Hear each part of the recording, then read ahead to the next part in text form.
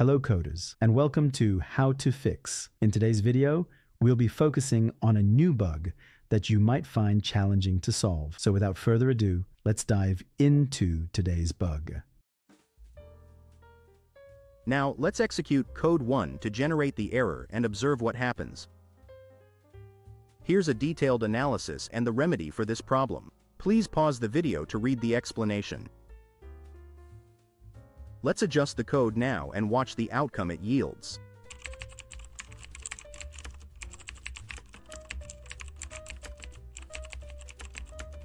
And there you have it. The code executes flawlessly and our output matches our expectations. No more error.